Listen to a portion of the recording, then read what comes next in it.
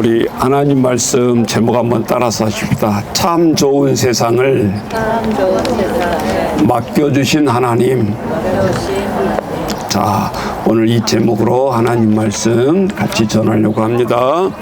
자, 오늘 보면은 시편 19장 1절에 보면 딱 한 절만 나와 있으니까 이것이 무슨 뜻인지 잘 와닿지가 않지만, 자, 한번 잘 보세요. 이 다윗은 시편 19장 1절에 보면 하늘이 하나님의 전능자를 선포하고 궁창이 그의 손으로 하신 일을 나타내는도다. 여호와께 피하는 자가 복이 있다고 했는데, 자, 이거는 뭘 의미하는가? 다윗 왕은요 늘 동굴로 쫓겨다니고 왕궁에 살았을 때 평안함도 있었지만, 이 시편을 지을 때 보면 어떤 의미가 있는가 노래를 했을 때 그는 가볼 때를 다 가본 거예요. 토굴에도 쫓겨다녀보고, 아들한테 압살롬한테 창으로 아버지를 죽인다고 왕궁으로 쫓아 들어오지, 자리 내려오라고 그러지. 세상 사람들은 다윗 왕을 통해서 야, 어떻게 저 집안은 저 완전히 부스러기 집안 아니냐, 왕자의 집안이 저게 뭐냐, 쿠데타를 딴 사람이 일으킨 게 아니라 자기가 난 자식에 의해서 쿠데타를 일으켜놓고 왕자를 내려라고 저렇게 싸우니 백성들이 얼마나 힘이 들겠냔 말이에요. 그러면서 쫓겨다니다가 숨어서 대자연을 보면서 오늘 시편을 진 거예요. 그러니까 뭐 시적인 시인처럼 이렇게 미사여구를 써면서 지는 시편이 아니고, 그러한 어려움 속에서 진정한 자연을 대하면서 다윗이 고백하는 오늘 노래예요. 그래서 하늘이 하나님의 전능자라는 말을 쓰잖아요. 전능자를 선포하며 궁창이 그의 손으로 하시는 일을 나타내는도다. 이 말을 다시 생각해 보면 우리가 매일 뭐 5시 30분에 해가 뜨고 매일 반복되고 있어요. 그런데 어느 날 우리는 그냥 무심코 지나다가 12월 30일이 되면 그 해를 본다고 저 강릉까지 가가지고 잠을 못 자고 해돋이를 보려고 합니다. 그날만 새로 해가 뜨는 것이 아니죠. 매일매일 뜨고 있지만 우리가 의미를 심었다 그 말이지. 12월 31일 내년도 땡 하고 이제 송구 영신을 우리가 맞이하니까 그렇게 우리가 또 여행을 가서 해를 맞이하는 거잖아요. 그래서 오늘 얘기하는 것은 성경을 찾아보면 우리가 말하는 궁창이 그냥 보이는, 이렇게 쳐다보면 우리가 보이는 저 하늘이 아니에요. 그래서 스카이라는 단어를 안 쓰고 헤븐이라는 단어를 써요. 그래서 하나님의 왕궁, 오늘 그 말이죠. 궁창. 그래서 슬쩍 보이는 이 하늘을 지금 지칭하는 것이 아니고, 하늘의 왕궁에 하나님이 계시는데 매일매일 반복되는 해 뜨는 것부터 해 지는 거, 비가 오는 거, 눈이 오는 거, 그것을 우리 인간이 봤을 때 하나님의 그 손으로 하시는 일을 나타내는 거다 그 말이에요. 그래서 우리가 성경을 읽다 보면 출애굽부터 신이 나와요. 신이, 하나님의 신이 말고 430년 동안 애굽에 끌려가서 종살이를 하면서 그 민족이 섬기는 것이 무엇이었냐? 태양신이었던 거예요. 그래서 오늘 창세기를 읽어보면 첫째 날 해와 달과 별을 창조했다 그러잖아요. 그러니까 따지고 보면 아무리 태양신을 위대한 신이여라고 떠받들지만 그거는 한 개의 한 요소의 하나님이 창조하신 해에 불과하다 이 말이지. 그런데 그 해를 신이로 여기고 있었던 거지. 몇 년 동안 애굽의 종살이 430년 동안 그 태양신을 섬기는 데서 엎드리고 똑같이 따라서 한 거죠. 그러니까 오늘 이런 것을 보면 하나님 앞에 영광을 선포한다는 말은 그런 의미다. 그래서 다윗이 도망자, 신세자여서 이 동굴 산속에서 하나님의 이 자연이 보여준 계시를 깨닫게 된 거예요. 오늘 이 다윗은 따라서 따라서 해보세요. 자연계시. 자연계시를 통해서 그 쫓기고 쫓기는 삶 속에서도 진리를 깨닫는 거예요. 그러고 맨날 왕궁에 있으면 하늘이 보이겠어요? 그래서 쫓겨가는 신세 속에서 대자연을 누워서 이렇게 밤중에 산 속에서 쳐다보니까 그것이 보이는 거야. 그래서 오늘 다윗은 따라서 해보세요. 전지전능하신 분. 그 말이 나온 거예요. 왕궁에 있었을 때는 자기의 칼과 방패와 군사들을 의지하는 거지 하나님을 의지할 수가 없었어요. 오늘 두 번째 창세기 1장 31절에 보면 하나님 보시기에 좋았더라. 근데 오늘 마지막 절에 사람을 만들고는 심히 좋았더라 그랬어요. 자, 원래 하나님이 하시는 일이 아담만 만들었죠. 근데 하와를 만들 때 뭘로 만들었어요? 하나님은 토기장이, 우리는 뭐예요 그러면? 진흙이지. 아이 참 안 맞아. 호흡이 안 맞아. 하나님은 토기장이, 우리는 진흙. 진흙은 토기장이가 한 대로 가만히 있어야 돼. 나 이렇게 안 만들 거예요.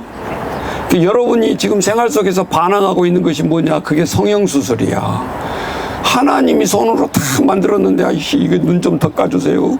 이건 코 좀 더 세워주세요. 반란을 하고 있는 거야. 그러니까 부작용이 안 오겠어요? 하나님 앞에 반항해서 내가 다시 만든 작품이잖아, 내 몸은. 그러니까 늙으면 더 쪼그락쪼그락해가지고 더 보기 싫은 거야. 그러니까 가만 내버려 둬라, 제발. 하나님의 작품이다. 근데 여러분 그런 생각 안 해봤어요? 자, 70억, 100억 인구 중에서 눈 감고 만들었으면, 하나님이 쪼물쪼물 만들었으면 비슷한 사람, 똑같은 사람도 나올 만 하잖아요. 근데 없다라는 사실이야.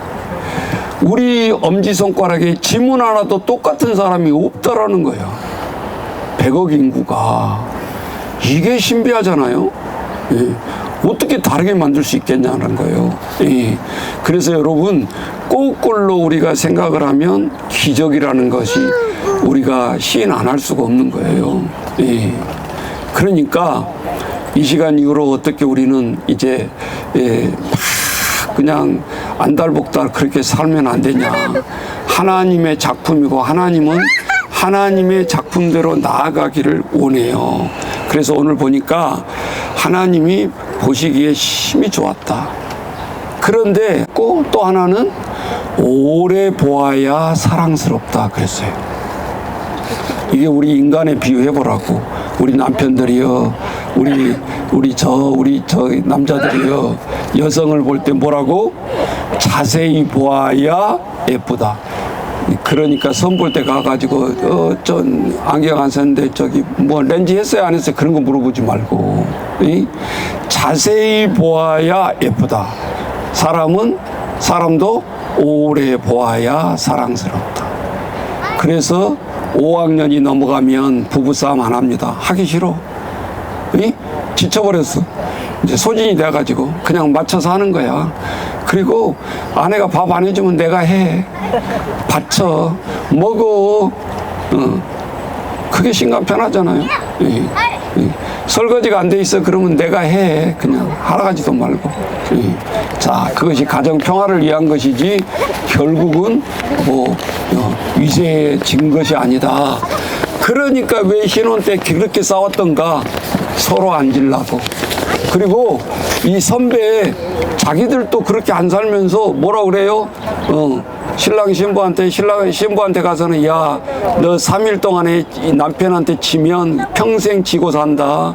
길을 꺾으면 안 된다. 꺼지면 안 된다. 이렇게 얘기하잖아요. 자, 기싸움. 자, 그것이 우리가 패망의 길이다. 자, 마지막 로마서 1장 20절 말씀 보세요. 자, 여기에 보면 딱 한 줄로 요약이 돼 있어요. 모든 만물을 통해서 다 보여주셨다. 이게 뭐예요? 자연계시. 그리고 화가는 한 편의 그림을 그리고 작가는 한 편의 시를 쓰기 위해서 그 고통을 감내하면서 혼을 거기다 집어넣잖아요. 그러니까 지금 5억, 10억 가는 옛날 화가의 작품은 진짜 그랬는지 어땠는지 모르겠는데 진짜 이 색깔을 써야 되는데 색깔을 물감으로 살 수가 없으니까 자기 혈액을 떠뜨려서 섞어서 믹셔해서 물감을 썼다고 그러잖아요. 혈액의 피는 변색이 안 돼요.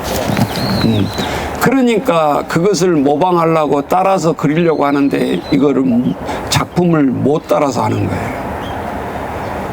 신비죠. 물감이 거기에 있다 그 말이죠. 혼과 피를 쏟아 부었으니 누가 그것을 따라서 할 수 있겠어요. 그래서 오늘 우리가 우리의 작품, 하나님이 한 사람 한 사람이 다 작품이에요. 그래서 오늘 마태복음 6장 26절에 이렇게 비유를 하고 있어요. 너희가 저 보라, 다시 보세요. 공중의 새를 보라. 지금 여러분 벌써 뭐 쳐다보고 있었어요? 벚꽃 많이 폈네. 이것만 쳐다봤으면 안 되죠. 공중의 새를 보라. 심지도 않고 거두지도 않고 창고에 모아들이지도 아니하되 잘 살아가지 않냐. 그래서 성경은 천부께서 기르신다 그랬어요. 언제 먹이 한 번 준 거 안 보이는 것 같은데 하나님이 기르신다. 내가 설교를 준비하면서 그랬어요.